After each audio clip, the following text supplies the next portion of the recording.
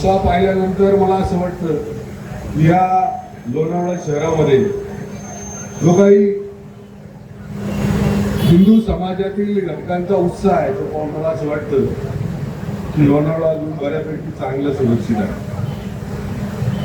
आणि या रामनवमीच्या माध्यमातून ज्यावेळेस आपण ही शोभायात्रा या ठिकाणी काढतो त्यामध्ये सहभागी झाल्यानंतर आपण अनेक यात्रेमध्ये सहभागी होतो, पण ही हिंदू एकात्मतेची यात्रा आणि या यात्रेमध्ये सहभागी झाल्यानंतर एक प्रकारचा एकात्मतेचा संदेश, हिंदू समाज एक झाल्याचा संदेश हा इथल्या जिहादी विचारांना जाणार आहे.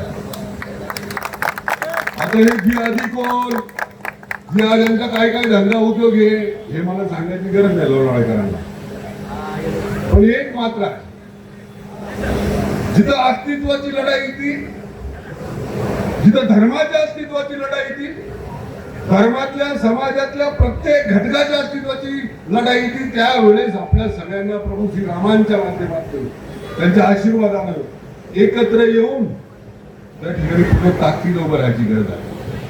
आणि त्याकरता आपण सगळ्यांनी, कोण, मी काय इथं कुठल्या राजकीय पक्षाचा म्हणून आलो नाही, मी माझी भूमिका प्रत्येक ठिकाणी स्पष्ट मांडत असतो, एकदम स्पष्ट मांडत असतो. मला कुणाला घाबरायची गरज नाही, मला कुणालाच घाबरायची, कारण मी जे करतो, मी ज्या विचारांवर काम करतो, ज्या विचारधारेच्या लोकांबरोबर काम करतो, त्यांनी मला एक शिकवलेलं आहे. प्रभू श्रीरामांनी आपल्या सगळ्यांना शिकवलेलं आहे, छत्रपती शिवाजी महाराजांनी आपल्याला सगळ्यांना शिकवलेलं आहे, कर्मवीर छत्रपती संभाजी महाराजांनी शिकवलेलं आहे. बरं, स्त्री जर आपल्याकडे आली तर तिला आई म्हणून संबोधायचं, पण आपल्या घरातल्या आपल्या कुटुंबातल्या स्त्रीकडे जर कोणी वाईट नजरेने पाहिलं तर त्याला संरक्षण करायचं हे सुद्धा आपल्याला काही मर्यादा शिकवल्या असतील प्रभू श्रीरामांनी आपल्याला मर्यादा शिकवल्या असतील तर त्यांनी आपल्या धर्मातल्या माता भगिनींचं संरक्षण कसं करायचं हे सुद्धा शिकवलेलं आहे, आपल्या धर्माचं संरक्षण कसं करायचं हे शिकवलेलं आहे.